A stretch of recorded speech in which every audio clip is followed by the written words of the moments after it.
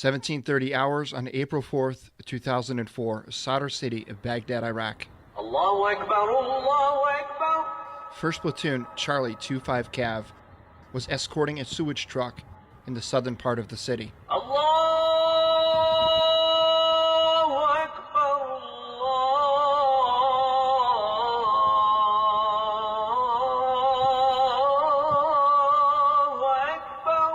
1755 hours as the sun began to set. Ashhadu an la ilaha illallah. 3 large groups of men scattered to the north as the patrol approached. Ashhadu an la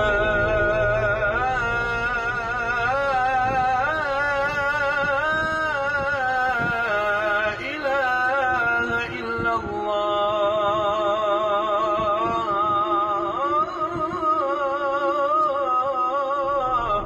Everyone in the patrol began to scan their sectors. أشهد أن محمدًا رسول الله. The city of over 2 million people grew eerily quiet. And then, أشهد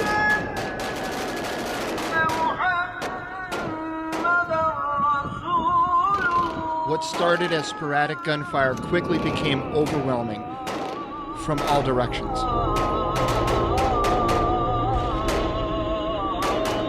Enemy forces across the city called to arms by the echoing calls of prayer, bouncing from one minaret to the next. على الصلاة. This sparked a chain reaction that threw the 1st Brigade Combat Team, 1st Cav Division, headlong into the battle we now call Black Sunday.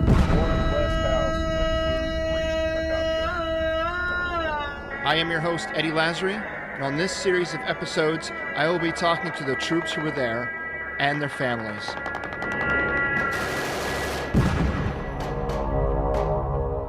We will be following and discussing The Long Road Home, a 7-part miniseries on the National Geographic Channel.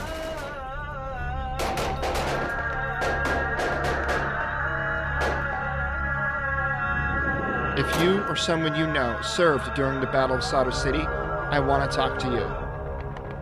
Join us over to our closed Facebook group 04-04-04. Now let's meet our next guest. I became a part of the Lancer family because my brother Robert Arsiaga, Specialist Arsiaga, was a part of the 25 Cav and was actually one of the 8 soldiers killed in Sadr City in 04.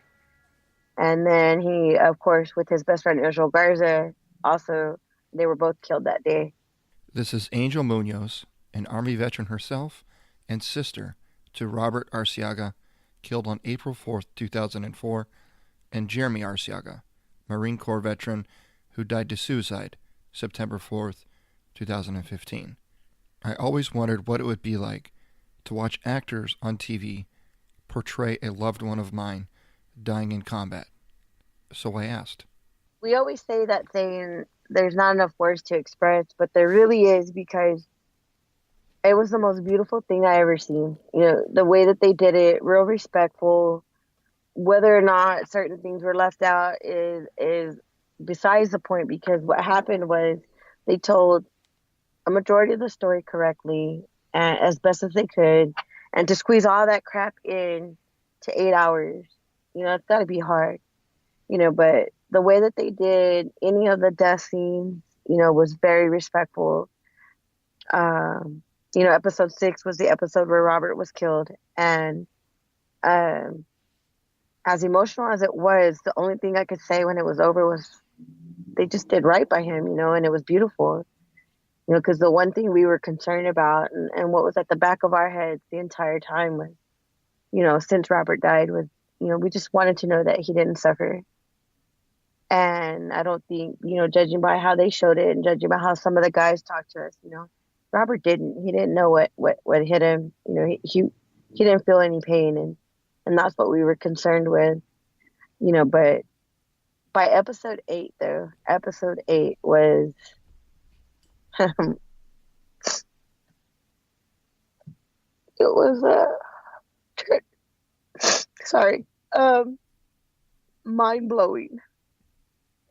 Because I had always said from the beginning that had Israel or Robert had to come back, one of them had to come back without the other, it wouldn't have been good. And when they included that little dream sequence where Israel got to come home and Robert didn't, and then Israel was so lost without him, it made even more sense. Because I hate that the Garzas are hurting too, but it made even more sense that they went together, that gave us a little more peace, because that's all we ever wanted, was for Robert to be at peace, and,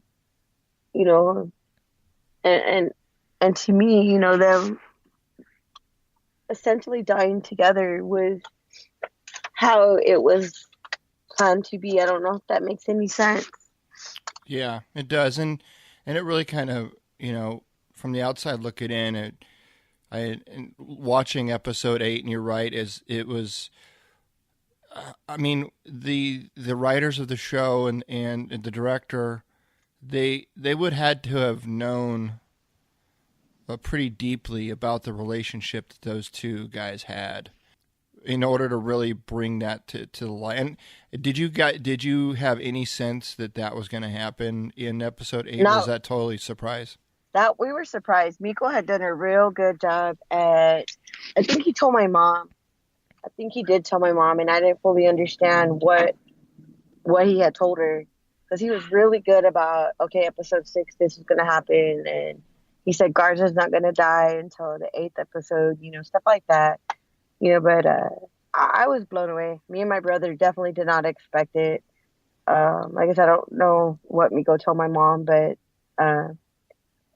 it I still can't talk about it without crying. It really broke our hearts a little bit more, because, like I said, I remember giving a speech at the 10-year reunion, and I remember defining, of course, what battle buddy means, and of course, you know what that is, and I gave the definition of what a battle buddy is, and I described how Israel and Robert had so much love for each other, that was, they were the perfect example of that, that just closed it all in for me right there, and the notification scenes, they just did everything so good. I just couldn't be more proud of the way that they told our story, and when I say our story, I mean the entire Lancer family story, and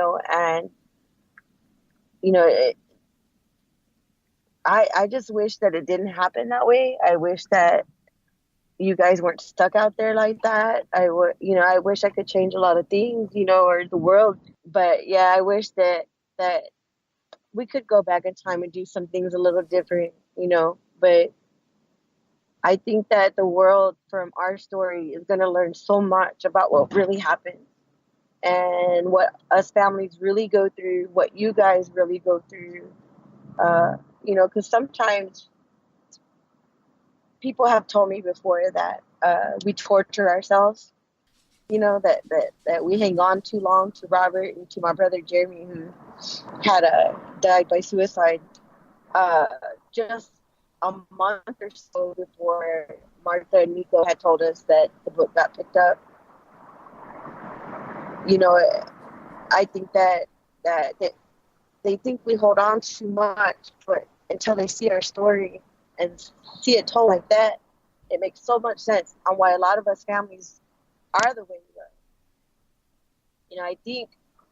I thought it was different for us because when Robert died, I said it the last time we talked, that I thought we had took it on such a warrior mentality because we all three of us knew, me, Gilbert, and Jeremy knew, that in the end, that was Robert's job. We all signed that same line, and it could have been any of us. It could have been anybody, you know. It could have been you. It could have been Steven. It could have been, you know, Chris. It could have been anybody, you know, and because that was our job. And I thought that that's the way it was. I thought we were okay with that, you know. And another thing that the show has done is been able to open up for me a way to talk even more about Jeremy and what happened to him. Because it's happening way too much. And we were shocked. We were surprised. It came out of nowhere. It almost seems like, you know, Jeremy didn't even give us a chance to fight for him. You know, he just did it, and we didn't understand. You know, there was a doctor by the name of Sudip, S-U-D-I-P, Bose, B-O-S-E. Saw him speak one day at a show support event. He had mentioned, you know, there's these core things that we should have when they come home, and, you know, that would help them. You know, that would help the lessen the number, so to speak. I'm not quoting verbatim, but, you know, essentially he said, you know, one of the main things was brotherhood. You know, that we gotta make sure we check on our guys, you know, and don't give up on them, and you know, stuff like that. We've got to make sure they got something to come home to, and everything he named, Jeremy had. And it blew my mind to listen to that, because that just means that there ain't a damn thing we can really do when somebody's ready to do it. We just have to really open our eyes to the sign and be willing to be the one to step out and put ourselves in even the relationship. If we put it at risk just to save their lives, that's fine. You know, I wish I would have seen the signs, and that's one of my problems I've had in the last 2 years. I don't blame myself, but I hold a lot of guilt because I wish I could have seen the signs. Because I wouldn't have cared if my brother got pissed at me. I would have told. But I think he knows that, or knew that, and that's why he didn't even tell my brother Gilbert, you know, that he was struggling so bad. You know, and the biggest part of Jeremy's struggle was, one of them, because there was other factors, of course, was not being able to say goodbye to Robert. And he struggled with Robert's death. So that also blew my warrior mentality theory, you know, that we were okay, because we're not. We still struggle with both losses. And one of the things that the Long Road Home did was bring healing to us when it came to Robert. You know, it really did. I'm so grateful for that. You know, now what we have to do is step out and tell Jeremy's story, and not be afraid to tell them what happened to him and how we're dealing with it, you know, because that's important. Yeah, and for the listeners out there that may not be familiar with your story, I interviewed your mom Sylvia on an earlier episode, and we kind of talk about it. But you're one of 4 children. You're the oldest, the only daughter, and you got 3 younger brothers, and you all ended up joining the military. You were first. You joined the Army, and your brothers just kind of followed suit. But Robert was the only one that joined the Army. The other 2, the Marine Corps, correct? Right. Yes, sir. And so you know what it is to be a soldier. You know what it is to raise your right hand and toe the line and you know, swear to defend the Constitution of the United States and against enemies both foreign and domestic. You know what it is to be willing to commit to that ultimate sacrifice. And I think you know, having served myself, having been in Iraq, having, you know, lost soldiers, even though we all knew what was at stake, and even though we all knew that we all volunteered, we all knew what could ultimately happen, it didn't make it any. When we lost guys It didn't make it any easier, you know. And I mean, on one hand, it kind of, you can use that to kind of justify, right? We know Right. we know that why, you know, we know we're here. We know why we're here, right? We know that we're in the military because we volunteered to be here. We know that we're in the middle of Iraq because of the events that transpired on September 11th. We know that there's bad guys out here shooting at us, trying to kill us. And when we do lose someone, it hurts and it's painful. But you can trace the why back, right? You can go all the way back to the choice to join the military, and so it kind of makes sense in our mind. You can connect those dots, and there's almost a loop that you can close on that. But with suicide, it's harder to close that loop because you can't really trace it back to its origin or to the beginning, you know, and it leaves a lot of questions. Like Dwayne, last time we were on, we had the opportunity to have Dwayne France on, and he says it perfectly. He says, at the end of the day, the only person that really knows is the person that is no longer here to tell us. Right. And we could think in our minds, and we can contemplate, and we can what if shit to death. I mean, we do that all the time, right? What if this? What if that? And the guilt and the hurt and the pain and the loss, it's still there. And you know, and you know, you said it too, that this series has helped you and your family kind of bring some closure to the loss of your brother Robert, because I think in a lot of ways it's because it was vocalized. It was a story that was told. It was in remembrance. It was all of those things that kind of helps. And I think you're right. I think it's just as important to tell Jeremy's story, to tell the listeners and anyone out there that wants to listen the story of Jeremy and what happened, why it happened, and the cause and effect. And what it's left behind, because that's how we honor him, is by helping others maybe see that side of things, as dark as they are, to know that we aren't alone. And there are a lot of families out there, unfortunately, that are going through the same struggles and that same loss of suicide in their families. And it's hard for families to come forward and to talk and to share. Nobody really wants to talk about, you know, the aftermath and the effects that it has. And I commend you and your family for opening your hearts and opening your lives and opening, you know, that chapter, and being willing and honest about it. And it's hard. It's a place of courage, but it's also a place of vulnerability, right? Because it's, you know, I talked to your mom, and you know, she said that she, you know, dealt with a lot of shame around that and didn't know how to deal with that. You know what I mean? Yeah. Well, one of the things, and I think that was a little, maybe more for my mom, you know, than me, because I think my whole family has really struggled with depression.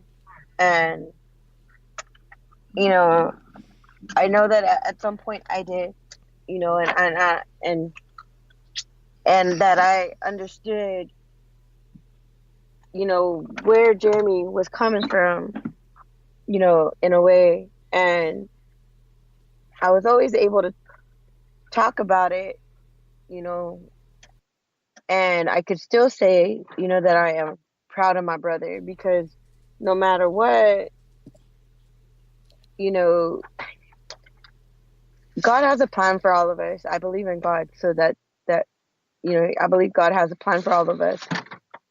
You know, and it takes some guts to interrupt God's plan. It really does. I don't like it when I say it like that, but that's the only way I could say it. But it takes more guts, a different kind of courage to keep on living, and a different kind of I think that's what I'm trying to say. But I still was able to gather myself enough to admire my brother no matter what, and not be ashamed, because I was given a heart for other vets that struggle with PTSD before Jeremy died. And then Jeremy dies, and I'm mad as hell. Yeah, I'm sad, but I'm pissed. I'm pissed at him because, and that's hard for me to say, because he didn't let me say goodbye. He didn't let me try to help him. And at least with Robert, I had that opportunity to tell him how proud I was of him and how much I loved him. And I know that Jeremy knew, but he I felt robbed of that, and I was angry. But I was angry enough to say, you know what? I'm gonna do my best not to let this happen to somebody else. And even if it does, I'm gonna keep living. I'm gonna choose to keep living, because this is gonna happen to somebody else. It doesn't matter what we do. It's still gonna happen. And with us telling our story and us being so open, and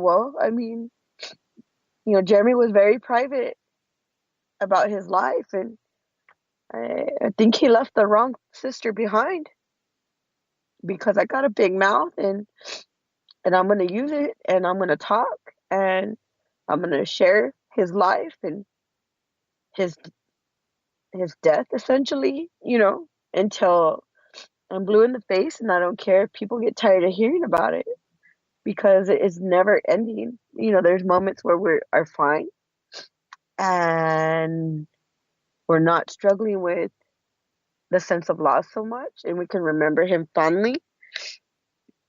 And there's times where we're not okay. We're not. His death pushed me to reach out to the VA myself.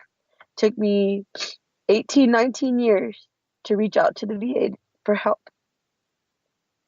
And because when he died, I struggled so badly with my mind trying to put me in his place. And it wasn't a good place to be. I reached out for help. And I got so lucky that the VA helped me and made it pretty quick, considering a lot of people's experiences, including my own brothers, and I mean, his death essentially kind of saved me and pushed me to want to do better. And that's why I've chosen to go back to school for social work, because in the end, I'm going to help families like ours. That, that's what I want to do with it. I want to help families like ours, and veterans like us, and veterans like my brothers. Mm-hmm. Now, do you think telling the story of Jeremy is more for the family members that are dealing with the loss of a loved one due to suicide, or is this story for perhaps veterans out there that are in that place and perhaps don't know how to kind of reach out to someone or what to do? I was gonna say maybe your story is for both, but yeah. But I'm not. I can't. I'm not in your shoes. I don't know. You know the story of my daughter. I shared the episode with you, and I came really, really close to losing my daughter.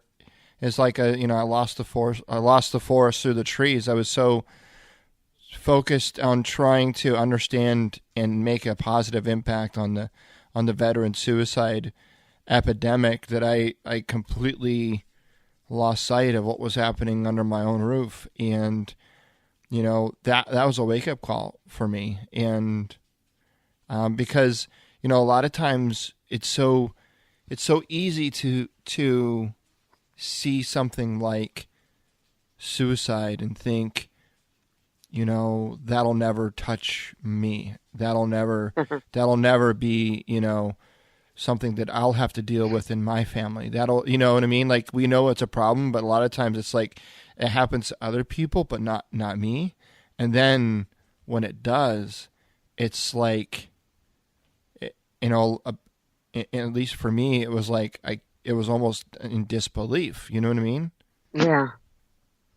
Well, when your daughter's episode came up, and it really got to me because, like I said, I've been in that place where Jeremy was, and I mean, down to writing letters and having the pills in my hand and just feeling that hopeless. And I didn't understand why God saved me. I asked for it, and I got my answer, I got my sign or whatever, and I was saved. And I didn't understand it. I didn't understand why I was still here. But I just knew that, okay, well, I'm supposed to be here. And then we lost Robert. And then, we're going on September, October, November, December, January. We're going on almost 2.5 years of Jeremy being gone. And I think my purpose was that, because I'm not ashamed and I'm not afraid to show my own weakness, and I'm not ashamed of my brothers. None of them. I'm proud of all 3 of my brothers, because they were my biggest supporters, my biggest pushers in doing something good with my life. And now all I have is my brother Gilbert. And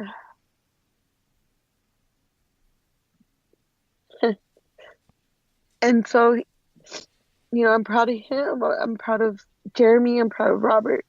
Doesn't matter how Jeremy left this world anymore to me. It did in the beginning. Doesn't matter anymore. What matters is how he lived and what his story is going to do for others. And like you said, it goes for both. It goes both ways. It's going to help the families after to see some kind of hope. Hopefully, and hopefully, because we talk about Jeremy the way we do, and we share our pain so openly, because it ends only their pain. It passes it on, really. Because, man, especially, we were such a tight-knit group, us 4,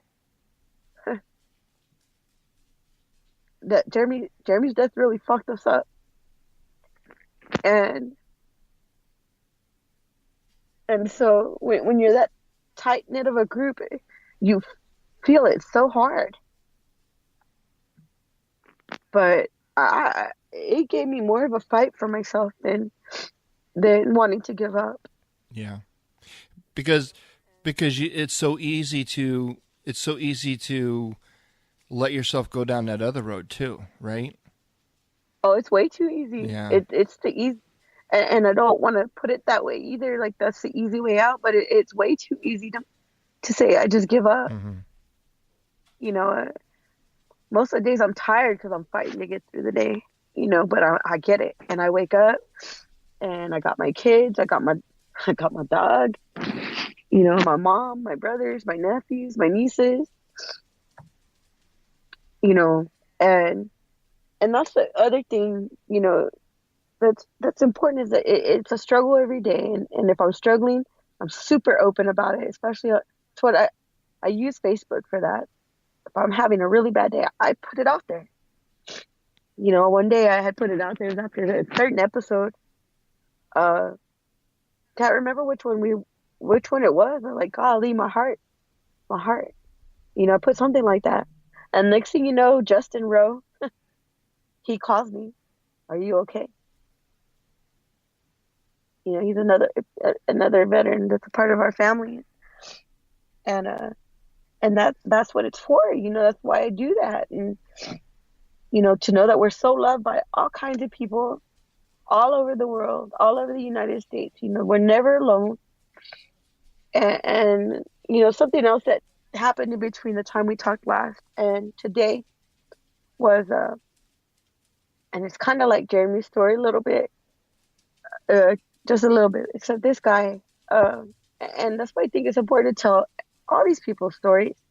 But there is a guy that was big in the movement. I call it the movement, where 22 Kill, N22, You know, there's a biker group called American Infidels that's made up of veterans, and they give each other such amazing support. And there's one gentleman by the name of Stephen Jackal, and Sergeant Stephen Jackal. I never met him, but I heard tons of stories about him. If you see pictures of him, he is bigger than life and touched so many people's lives, saved so many other people's lives. That so much so that nobody saw what he was doing. Nobody saw how bad he was hurting.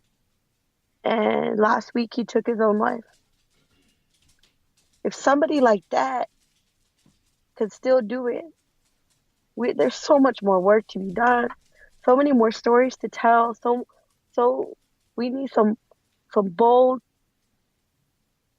soldiers, really, to get out there and tell more stories like that. If you struggle, tell your story. It helps. You know, there's going to be somebody that's going to reach out to you. Dude, you saved my life. That's one reason you should live, because you saved somebody. You know, I don't know if that makes sense, but, you know, I wish that, you know, this guy who made such a tremendous mind-boggling difference in the world, he's gone too. And everybody keeps saying it. You know, there's just got to be another way. There's got to be another way we can do this. But, you know, the only way I can is, you know, to tell our story and share the tears, share the pain, share the happy times, and continue my education so I can become a social worker and be that empathetic, understanding person who was once there, you know, to say, I know you're hurting, but you know, by the time I graduate, Jeremy will be gone 6 years. You know, be 6 years down the road that's where his death took me. And I'm not going to give up.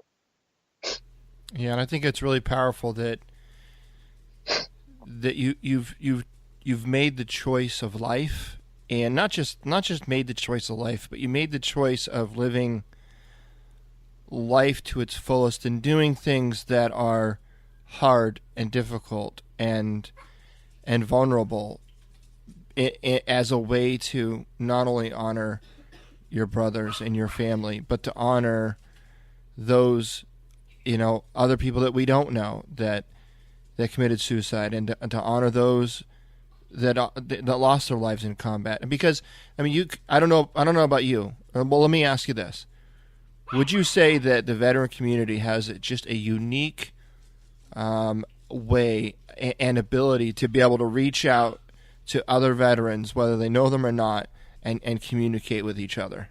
Well, it's funny that you asked me that, because just today, one veteran I'm really close to, his name's Gary Kennedy.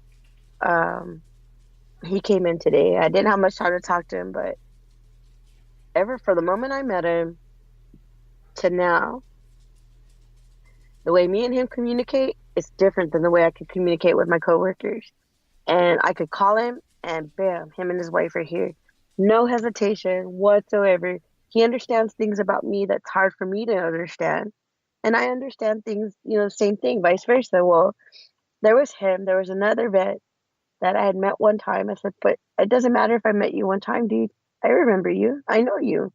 You know, I know you. So we sat there and talked for, I swear, like 15 minutes. And I get myself in trouble every time because I do that. And then I met two brand new people today. One's a Marine and one was in the Army. And it just so happens that these people are struggling just a little bit with healthcare and getting that situated. And they both of them heard of the long road home. Both of them said they're gonna go home and finish watching it, you know. But both of them now, the way I talk to them is so different. Like automatically, I'm in a totally different world, you know. And I didn't even spend that much time in the military, but I spent enough time to know and learn that love is so different.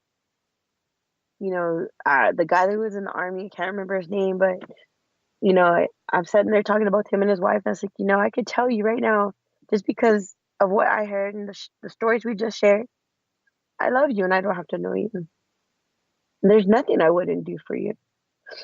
You know, it's like that with me and my family, you know, my mom and my brother Gilbert and some others, but it's different. It's just different.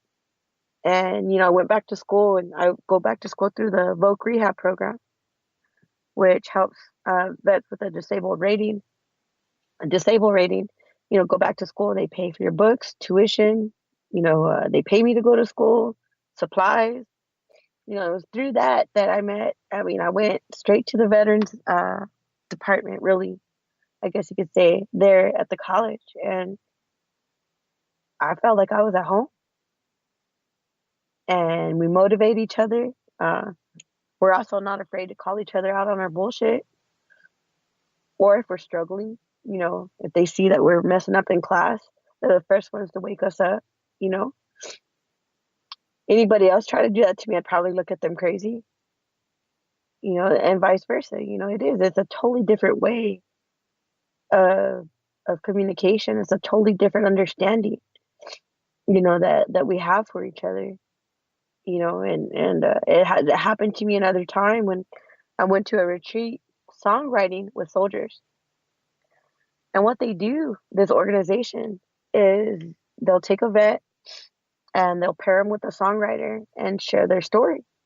And then the songwriter helps that vet put the story into music. And then they record it for them.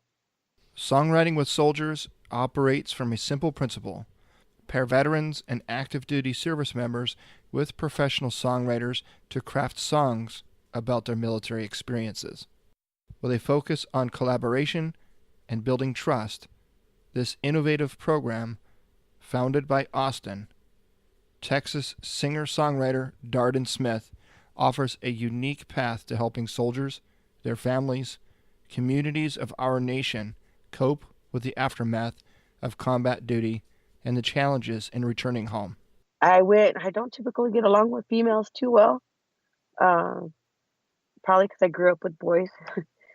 But, you know, I went to an all-female retreat, and I'm telling you, the instant any of us opened our mouths, somebody was hugging us. And I don't like to be people being in my face or touching my face too much, but they were playing my song, which what I shared with was Jeremy's story, and they helped me put Jeremy's story to a song.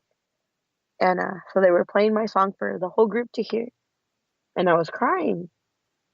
And the lady sitting next to me, her name is Mona,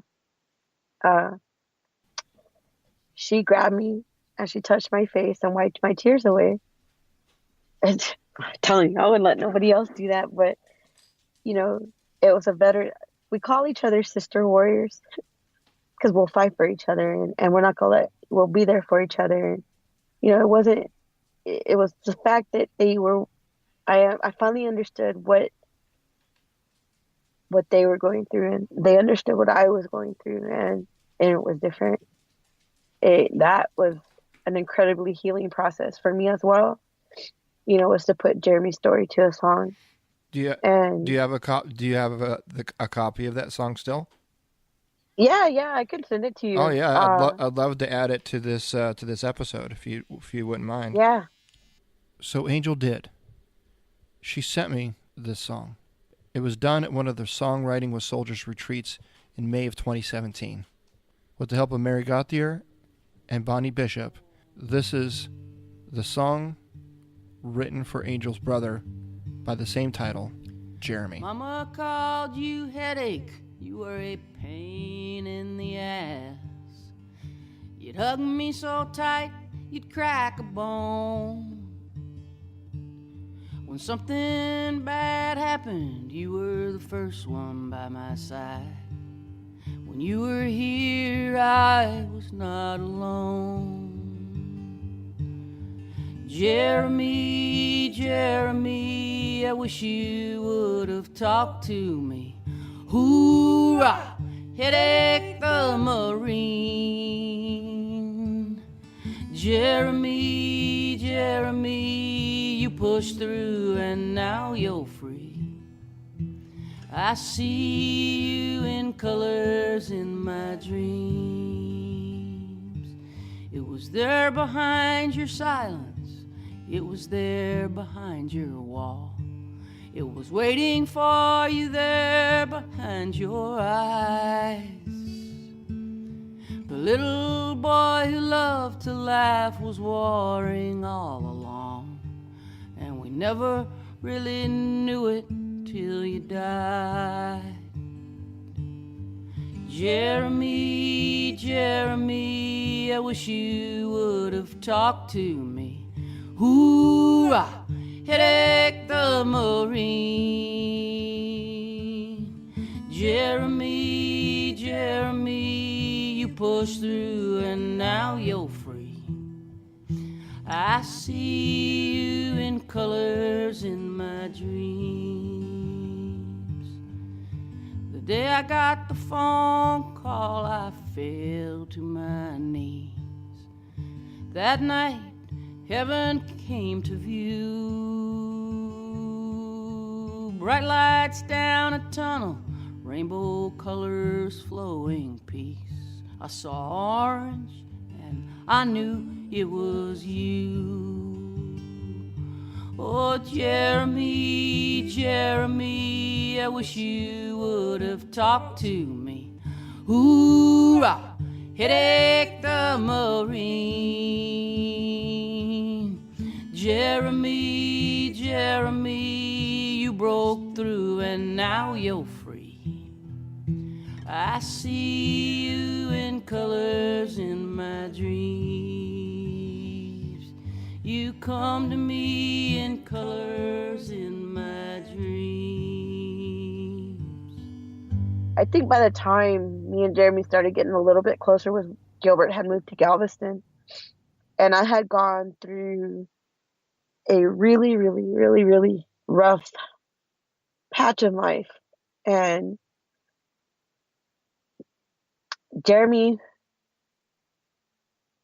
was always there. And I hate to say it, but I have his wife and I have his kids here. But my mom and Gilbert are both in Galveston. And regardless of the fact that I'm surrounded by all kinds of people who help me out, you know, I feel alone sometimes because my brother's not here, my mom's not here. You know, that's a little selfish of me, but I do feel that way.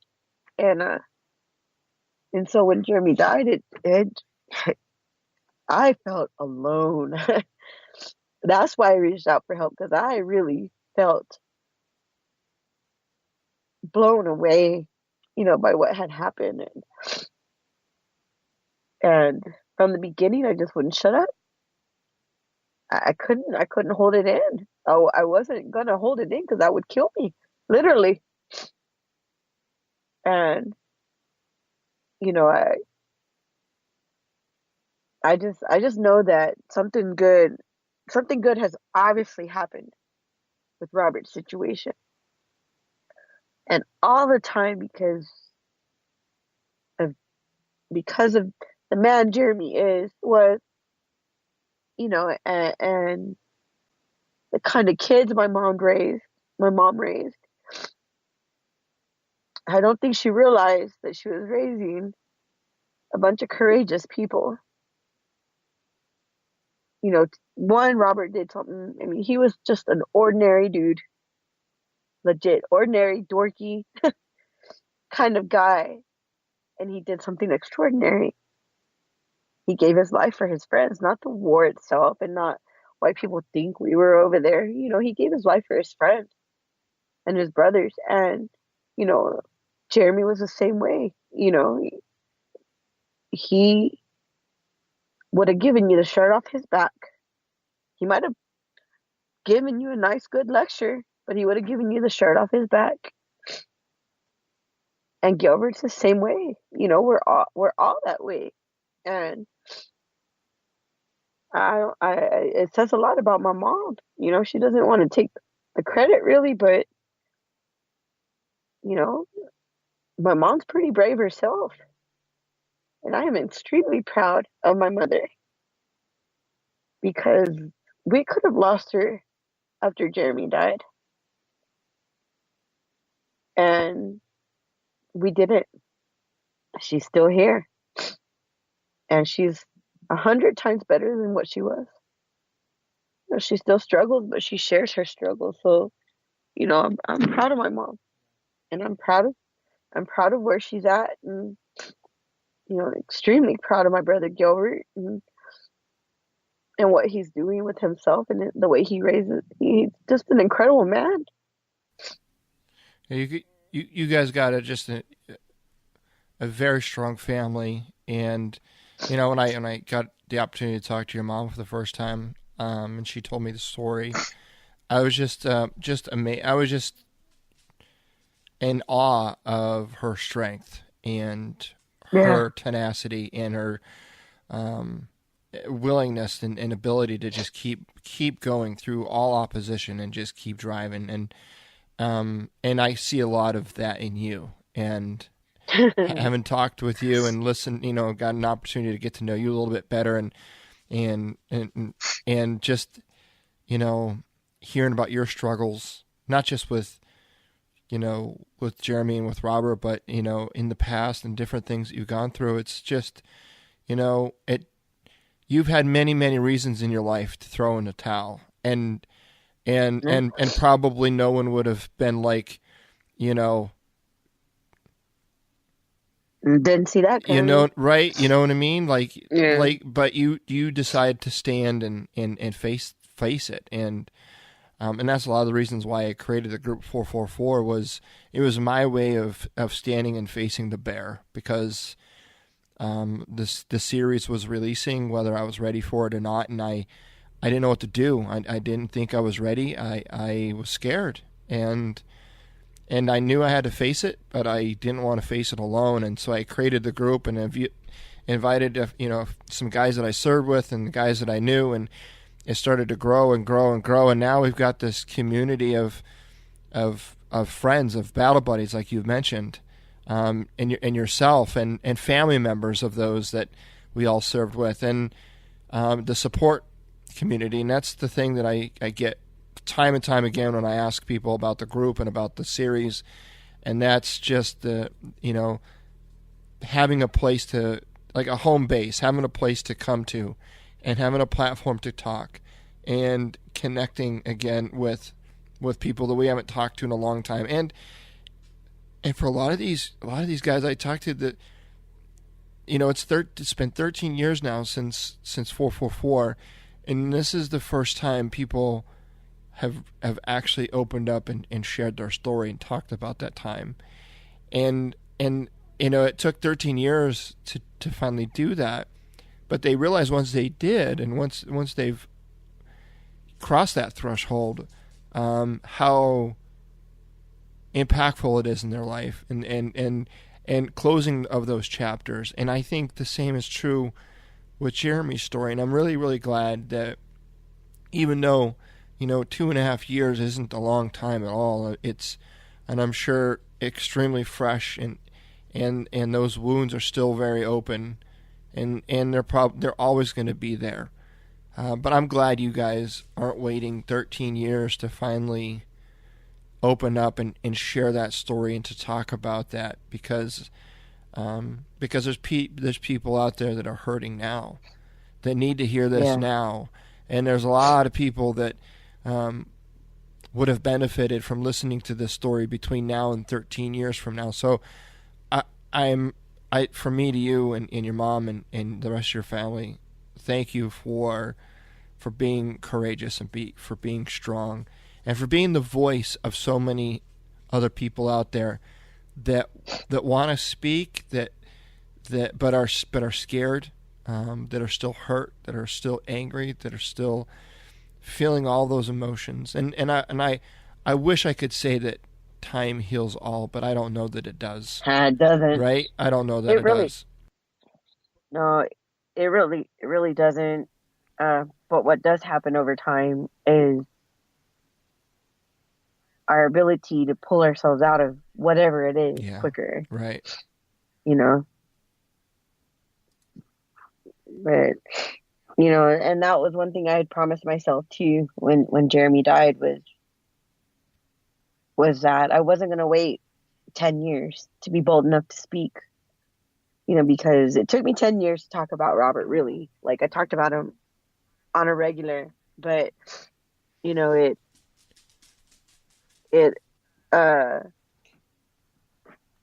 I didn't speak to people. Does that make sense? Like, I Yeah. didn't speak in front of people. Right. I didn't, not like that. And so when I gave that speech 10 years ago, at the 10-year reunion, and I'm crying again. And I had Gilbert and Jeremy standing next to me. I was a little bit bolder, and I shared the story in front of God knows how many people were there. Because normally I'd probably pass out at the podium.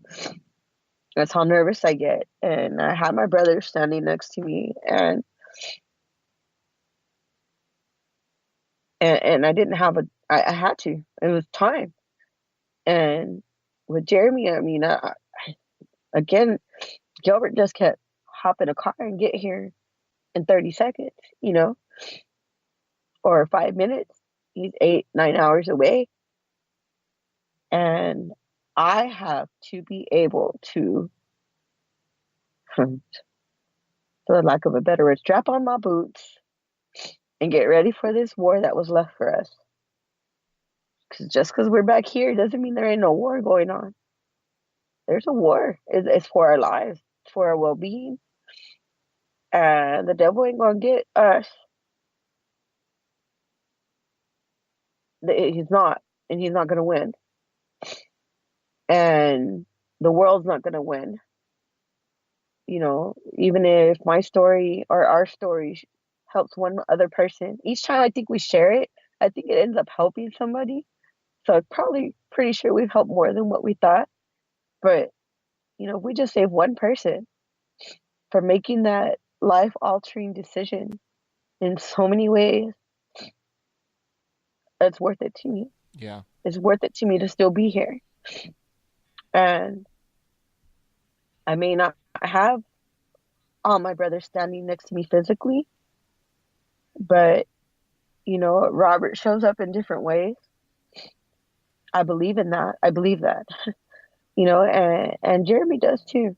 He really does. And I think he's still pushing me, and I'm pretty sure he's still bitching that I should do it this way and not that way. And what are you doing? And I know he's still watching out for me.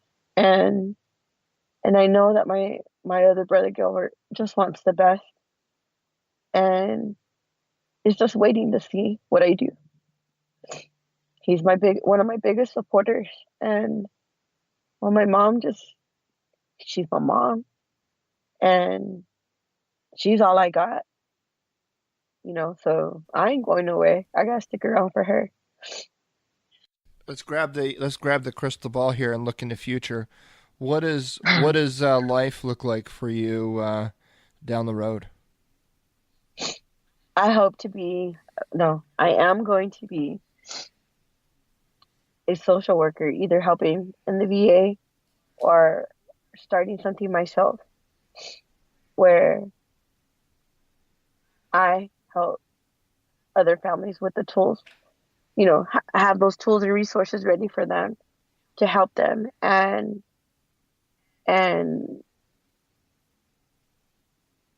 I want to be able to be eventually a public speaker, to where I go on a motivational speaker, really, and talk to other people. That's really what I want to do in the end, are those two things. And still have my mom and my brother with me, God willing, that no matter what, I'm not going to give up, and still take that mentality with me. 10 years from now, I'll be done with school, and all my kids will be grown up, and I'll be able to do more things. So, I just know I plan on still being here. Oh yeah. And I'm going to hold you. I'm going to hold you to all that. As a matter of fact, it's etched in stone to live on forever in infamy on this podcast episode. And so we're going to bring you back here, in the future, and we're going to listen back on today's episode, and we're going to ask you some questions about the success that you've had in achieving those goals. And I think that's important. I think that's an important takeaway for those listening, and that is, figure out what it is that you're meant to do in this world, and find a passion, find something to live for. A lot of people get so caught up around money, right? Oh, I want to be a millionaire. You know Right. what? I know a lot of people that make a lot of money that are completely unhappy people, and it's not about wealth. It's about happiness and what makes you happy, is talking to people that are going through a rough time in their life. Does that give you a sense of fulfillment and happiness? If so, pursue that. If it's, whatever it is that you need to do to find your new mission, right? I struggled when I got out of the Army. I really did. I lost my sense of self, my sense of purpose, my higher being. Like I knew who I was in the Army. I was Sergeant Lazary. I knew what it took to be successful. I knew my place. I knew the pecking order of things. I knew how to help my guys be successful. Like I got it. I got out. I lost that. I lost my sense of self. I took off that uniform for the last time, and I felt like I shed myself, and I was left with this shell of somebody else, and I didn't know anything about that person. And I looked everywhere to try to find that purpose again, and I couldn't find it. So I made it, and I created the Change Your POV podcast network, and have an opportunity now to talk with people like you and your mom and all these other amazing guests on the show. And that's my purpose. That's my meaning. That's why I'm here doing what I do, because I know that there's people out there that literally not only want to hear this, but need to hear this story. Yeah. Well, thank you so much, Angel, for coming on the show. And I'm really glad we had an opportunity to connect again and record this again. And don't worry, this isn't going to be the last time you come on the show for sure. I don't think so either. We're going to get you back on here. And I love you, your family, you and your mom and your family, and you're part of the Change Your POV podcast network family forever. And and it's really cool because you and I every once in a while will kind of chat back and forth, and it's just that bond and connection that veterans have to one another. And like you said, we have the ability, unlike others, right? I don't know what it's I don't know what it's like to be a civilian. I've never been one. I'll never be one, right? I was a civilian before I joined the Army back when I was 19 years old. So from 0 to 19, I was a civilian, but ever since then, I've either been in the service or I've been a veteran. And so I don't know what it's like to be a civilian. It was too long ago, but I know what it is to have served. I know what it is to have brothers and sisters in arms, to have battle buddies, to have people that I know that I can turn to and count on at a drop of a hat. And just want to say thank you for being part of my family. Thank you very much for giving everybody, including us, even bigger voice than what we already had. So I appreciate that. Well, folks, I hope you enjoyed this episode with Angel Munoz. A touching story, incredibly powerful. She's so brave and courageous to tell this story. I can't thank her enough. If you liked listening to that song, which I sure did, and there's a lot of other songs over there that you can go listen at, Songwriting with Soldiers.